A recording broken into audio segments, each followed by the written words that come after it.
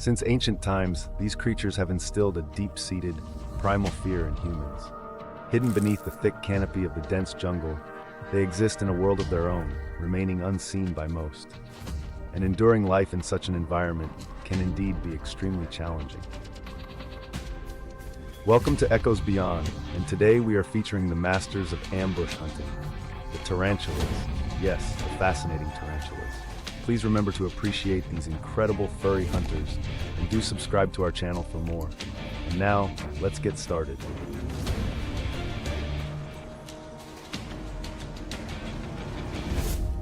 Scary, hairy, and big. These are probably the words that come to mind when you see a spider like this.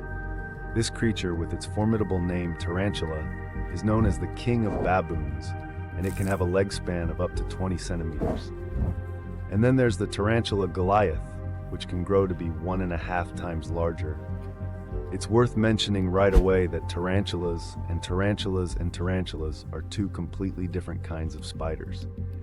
Tarantulas tend to be smaller, have more potent venom, and are often more aggressive than tarantulas. However, they possess remarkably similar lifestyles, as well as methods of defense and hunting. Because of this, I will discuss both genera together. Additionally, all tarantulas are referred to as tarantulas in English language literature, which causes some confusion.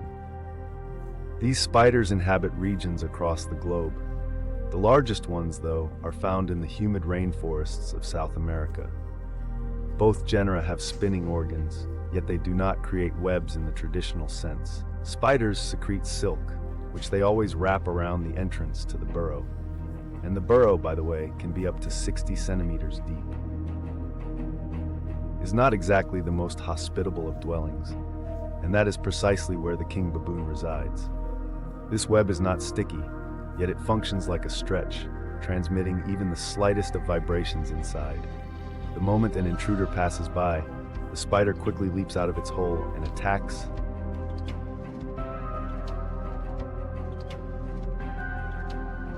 There are certain species of spiders that go the extra mile by constructing a cover over their burrow, making their trap even less noticeable to unsuspecting prey.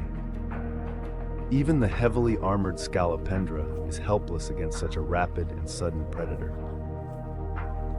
Despite their fearsome name, tarantulas don't actually target birds as prey. This is because their digestive systems aren't designed to handle tough meat like that. However, they are very skilled at climbing trees and searching them thoroughly for food. If a spider unexpectedly comes across an unattended nest, it will most certainly consume all the chicks it finds. However, it also has the capability to attack a bird that's asleep. That's the one that will be captured. On the feet of tarantulas, there are unique claws that enable them to effortlessly scale vertical surfaces. Moreover, tarantulas have the ability to move even on glass. The pads of their legs are covered with numerous tiny hairs resembling feathers, which spread out and adhere firmly to any surface they encounter. Moreover, regardless of their size, they are able to swim. The bristles on their skin trap air effectively, preventing them from drowning. As night descends, tarantulas grow more active. Emerging from their burrows, they hunt. Their body hairs serve as extrasensory organs, detecting air vibrations and signaling nearby prey. The spider swiftly attacks, capturing an unwary cockroach.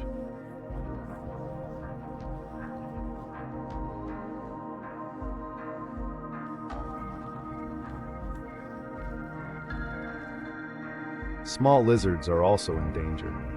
The Goliath tarantula leaps onto them, sinking its chelicerae into their bodies. These can be up to 1 centimeter long, with channels injecting neurotoxic venom. It's a real threat to small creatures. Even scorpions can become its prey.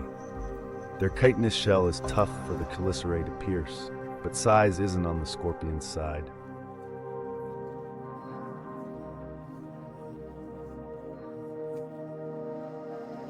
The spider launches an attack on the scorpion, delivering a quick, decisive blow. Using its legs, it skillfully maintains a safe distance from its prey until the venom takes effect.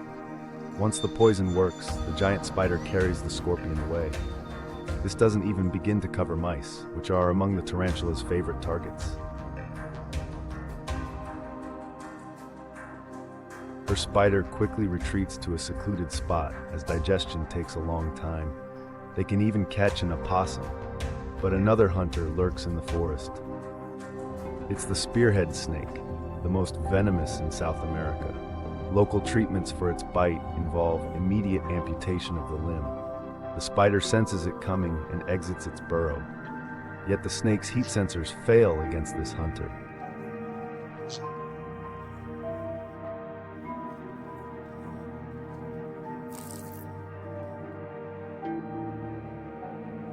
The tarantula quickly pounces on the snake, which is quite large compared to itself, and thus the battle begins.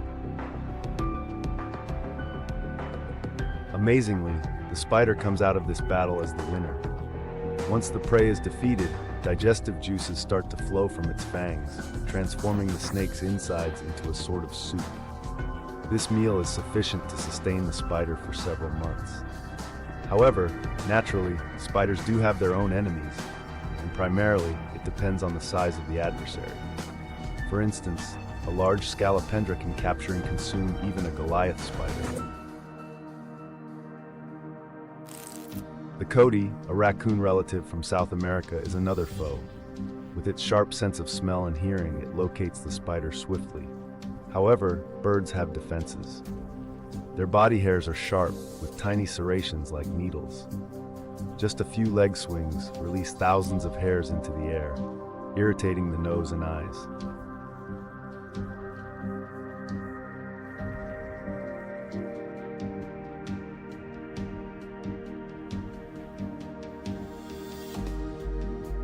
It's indeed true that some spiders do go bald like that, though it's only a temporary condition.